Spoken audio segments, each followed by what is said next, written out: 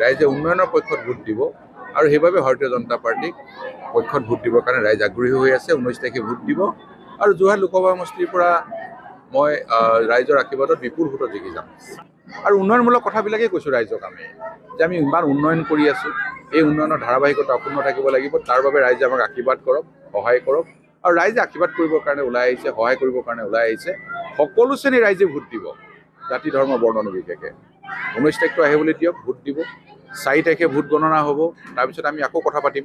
যিবিলাক কথা কৈ আছোঁ এটা এটাকৈ সকলো আখৰে আখৰে ফলিয়াব, আমি আকৌ কথা পাতিম। থকা আমাৰ ৰাখাল কুমাৰ ডাঙৰীয়া ইয়াত উপস্থিত, হৰেণ গগৈ ডাঙৰীয়া, এই মণ্ডলৰ সভাপতি, সন্মানীয় ৰাইজসকল আৰু সাংবাদিক বন্ধুসকল, মই আপোনালোক সকলোলৈকে আন্তৰিক শ্ৰদ্ধা নিবেদিছোঁ। বয়োজ্যেষ্ঠসকললৈ মোৰ সেৱা যাচিছোঁ। ক'ব পৰা নাই, তাৰ বাবে আপোনালোকে দুখ নধৰিব, মই প্ৰাৰ্থনা জনাইছোঁ আৰু বহি মই দুআষাৰ ক'বৰ কাৰণে আগবাঢ়িছোঁ। মই বৰ দীঘলীয়া বক্তব্য নাৰাখোঁ, যোগেন দাই ইতিমধ্যে কথাখিনি কৈছে।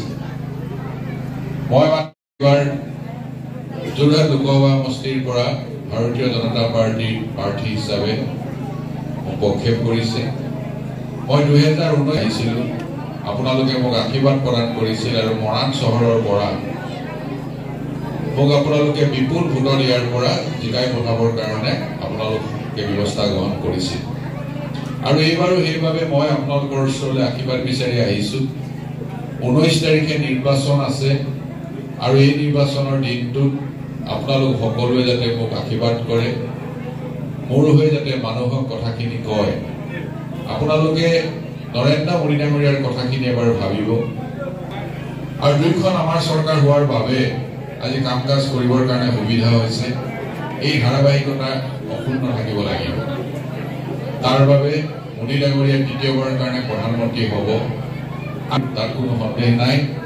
কিন্তু চৰকাৰ গঠন কৰিবৰ কাৰণে, নৰেন্দ্ৰ মোদী ডাঙৰীয়াৰ হাত শক্তিশালী কৰিবৰ কাৰণে যোৰহাট লোকসভা সমষ্টিৰ সন্মানীয় আসনখন ভাৰতীয় জনতা পাৰ্টীক উপহাৰ হিচাপে দিব সক্ষম হৈছিলোঁ সমগ্ৰ অসমত।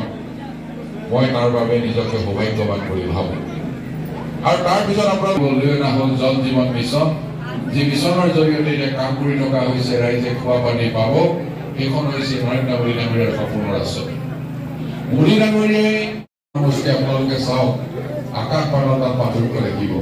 চাৰিওফালে ৰাস্তা নিৰ্মাণ হৈছে, চাৰিওফালে নলা নৰ্দমা নিৰ্মাণ হৈছে। আমাৰ ছাত্ৰ ছাত্ৰীসকলৰ সুবিধাৰ কাৰণে বিদ্যালয় নতুনকৈ নিৰ্মাণ কৰাৰ ব্যৱস্থা কৰা হৈছে।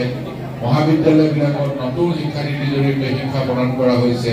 সকলো স্তৰতে ডেভেলপমেণ্টৰ যোগেদি আমাৰ ৰাজ্যখনক আগুৱাই নিয়াৰ লগতে আমাৰ সমষ্টিবিলাকো আগুৱাই নিবৰ কাৰণে পদক্ষেপ গ্ৰহণ কৰা হৈছে। এইবিলাকৰ ধাৰাবাহিকতা আমি অক্ষুণ্ণ ৰাখিব লাগিব।